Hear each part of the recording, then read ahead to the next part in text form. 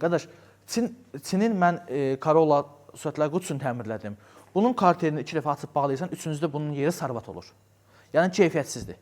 Daha bir daşdöyan hesab elədiyimiz Toyota Corolla və onun pillələr qutusu. Burada da indi CVT-dir, qayış ötürmədir, niyə gəlib çıxıb Mehdi Ustanın yanına, indi nə qədər xərci olacaq onu deyər və bunun fonunda biz həm də bizdən axır vaxtlar soruşduğunuz Çindən gələn Toyotalar hansı necədir? Ümumiyyətlə, Toyota və Corolla bunun üzərindən biraz Mehdi Ustadan məlumat istəyəcəyik. Amma bu, bax, konkret bu Corolla 14-cü il nə üçün gəlib və niyə buradadır? Onu istəyirəm bilək. Salam Raqib bəy, xoş gəlmişsiniz. Salamlayıram dinləyicilərimizi, izləyicilərimizi də.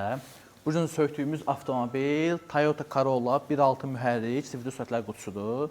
Sürətlər qutusu nə üçün yaxınlaşıb? Avtomobildə ümumiyyətlə qabağa hərəkət yox idi, tamamilə hərəkət dayanmışdı. Zadiniyə gedirdi, zadiniyə də belə də güclənlə və avtomobilin öz gücünə, belə deyək, getməsi ondan yaxşıdır. Avtomobil sürətlər qutusu demək olar tam sıradan çıxmışdı. Bunlarda sıradan çıxanda problem nə olur? Mən bunu birinci izahını edeyim, sonra hansı növ Toyotalarda CVT gəlir, CVT gəlir, onu da izahına keçərik.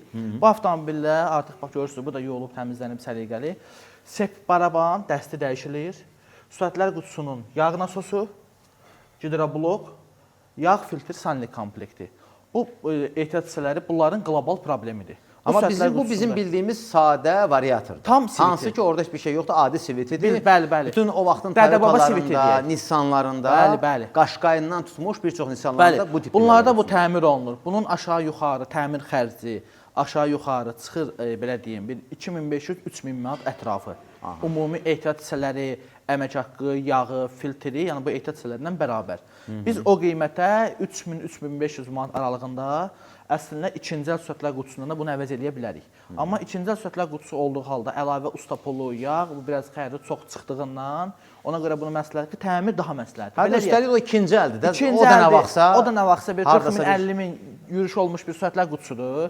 Ona görə məsləhət yenisindən əvəz olunsun və təmir olunsun və siz də bilirsiniz də biz təmir etdiyimiz sürətlər qutusuna yazılı rəsmi zəmanət veririk. Bəli. Bir də Toyota Corollanın 1.8 Amerika bazarı üçün buraxılmış avtomobildə tam CVT gəlir. Amma buradan servisdən alınma, hibrit olsun və yaxud da Çin bazarı üçün... O yenilərdir artıq. Bəli, yeni avtomobillər, hibritlərdən, yalnız hibritlərə aiddir bu. Fərq eləmir, bizim hansı bazar üçün buraxılmağından asılı olmayaraq sürətlər qutusu tam CVT gəlmir. Bildiyimiz Y-CVT. Planetər sürətlər qutusu deyirik. Yəni Priuslarda olan. Bəli, Priuslarda olan. O da yaxşı hesab olunur və əla hesab olunur. Onlar yaxşı və əla hesab olunur. Bizim əsasən də bu çəkilişlərimizin səbəbi nədir? İnsanları maarifləndirmək. Biz bir daha təkrar edirəm. 1.6 mühərrik sadədir, 1.8 Amerikankalardır. Bunları aldıqda yəni diqqətli olun. Avtomobilin yürüşü çox olmasın.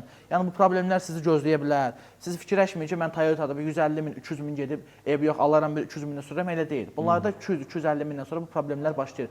Bu avtomobilin 300 minə yaxın yürüşü var, artıq sıradan çıxıb. 6 illik avtomobilin sahibliyinə görə özündədir. Hətta 40 mindən, 50 mindən bir yağın dəyişilmiş.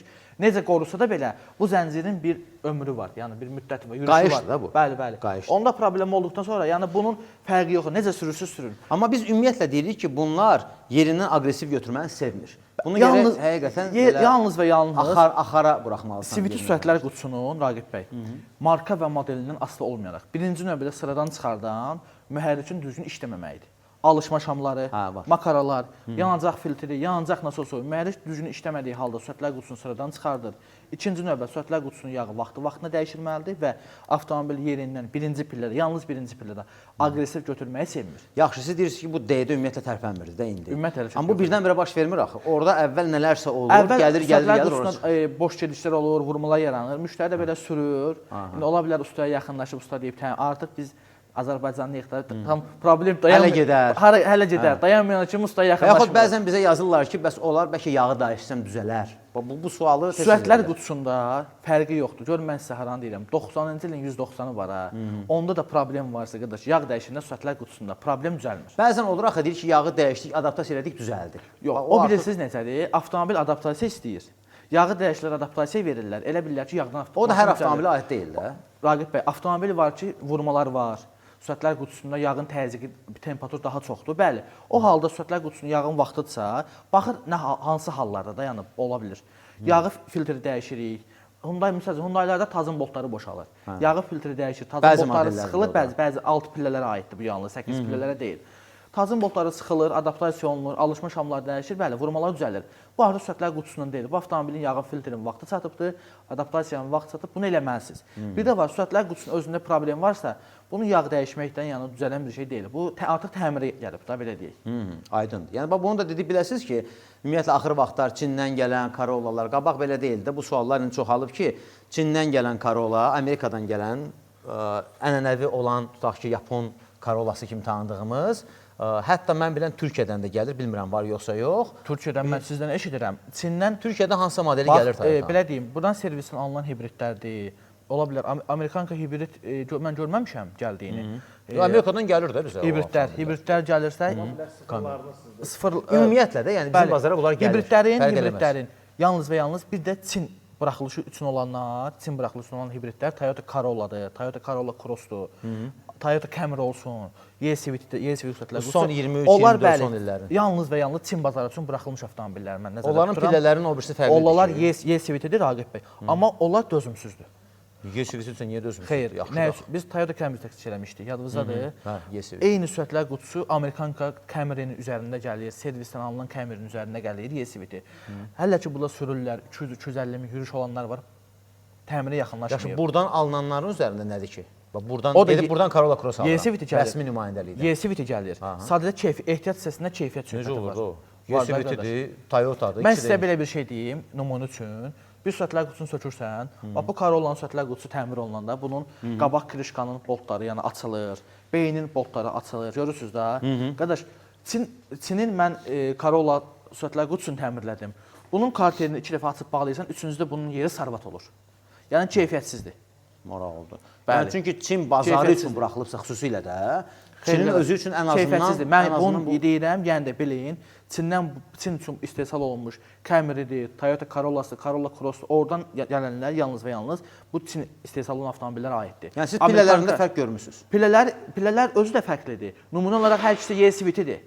Belə deyək. Yox, amma pillənin, yəni detalın keyfiyyətində fərq görmürsünüz? Bəli. Ali korpusun belə keyfiyyətində fərq var, qardaş. Bunu belə deyək. Metaldan anlayışı olan bir adam, usta deməyək də, bir tokar deyək.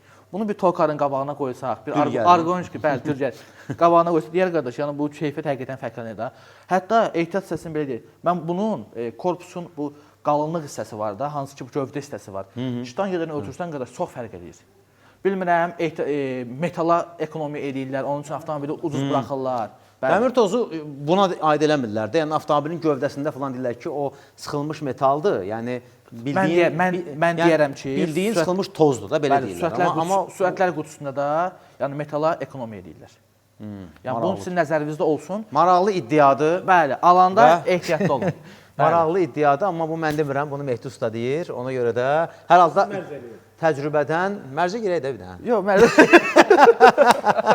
Xeyirli olsun. Çox sağ olun qardaş. Çox sağ olun. Vacib məlumatlardır həqiqətən də və ustanın gözündən onu görmək başqadır həqiqətən.